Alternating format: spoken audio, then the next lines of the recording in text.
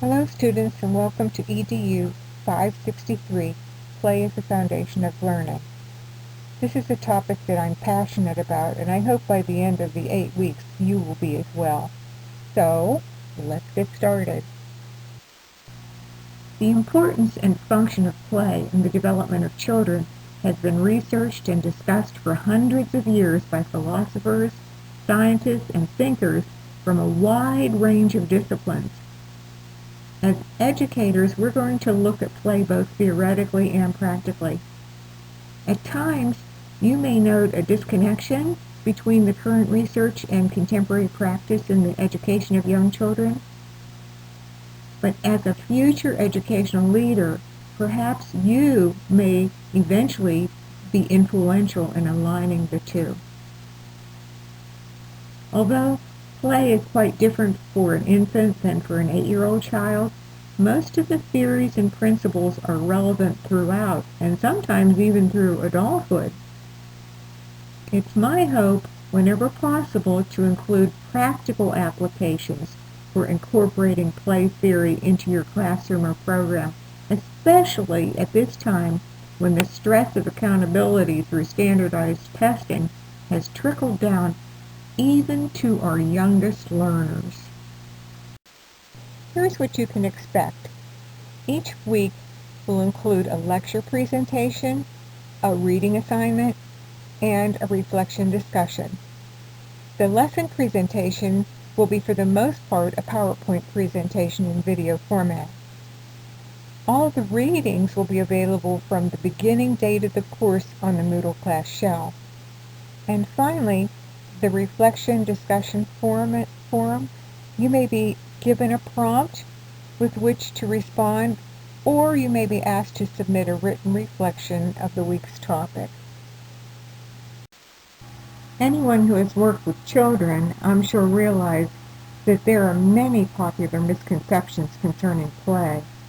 One misconception can be found starting with the definition, according to the Oxford Dictionary of English. To engage in activity for enjoyment and recreation rather than a serious or practical purpose.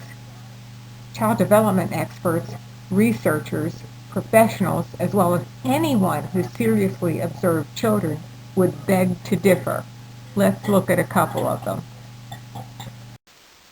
The first one is Maria Montessori. Mr. Rogers. Frederick Froebel, the father of kindergarten. I don't have the author of this quote, but it's a good one. Children's work is their play. Children learn from everything they do.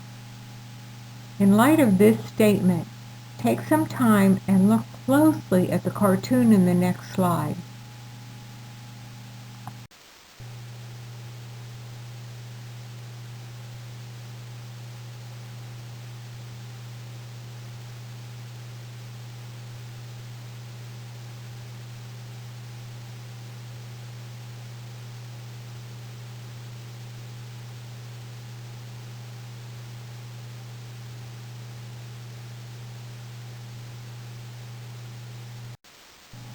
Here's what to look forward to these next few weeks. In this class, expect to investigate historical and contemporary educational theorists concerning their views on play, different types of play and the benefit of each, the way play addresses the 5 areas of child development: physical, social, emotional, language, and cognitive. How play aligns with the standards for effective early childhood education, and the role of the teacher in assessing student progress and in creating an environment which promotes learning through play. Throughout this course, we'll be looking at theory and principles promoting the role of play in the early childhood classroom.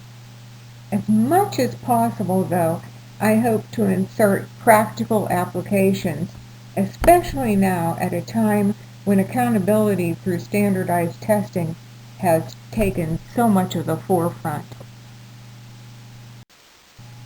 Now that you know about the course, I'd like to share a little bit about the instructor. Here I am, and here's a little bit about me, both professionally and personally. I was born and raised just north of the Pittsburgh area. I graduated from Indiana University of Pennsylvania with a degree in Ed and a preschool through grade 8 certification. My graduate work was completed at Penn State, where I also met my husband, who you'll meet later in the next slide. My first teaching position was in Latrobe, PA, home of Mr. Rogers. From there we moved to Bedford, PA, where I owned and taught in my own kindergarten. I also taught ESEA reading and grade 1 in the district and a career development course for Mount Aloysius Junior College. Then back to Western Pennsylvania, where my husband studied physical therapy at Slippery Rock, and I taught the grades 4 through 6 gifted program in the Grove City Intermediate School. Most recently, I worked at Kutztown University for 10 years actually, teaching a variety of courses in both the early education and the grades 4 through 8 track, and also supervising field experiences and student teaching. This slide shows the important people in my life. My husband Bob, our oldest son Michael with his wife and 2 sons, our daughter Katie with her husband and 3 children, our youngest son Brandon with his wife and our grandpuppy. We love laughing and playing together, especially at the beach. Personally, I enjoy reading, especially historical fiction, and also learning about ways to eat and keep healthy, and learning about new technology too. And of course, my heart is always inclined toward children and their education. Even though we won't be meeting face to face, I'm hoping that you can develop a relationship with your fellow students and also with me as we form a community of learners.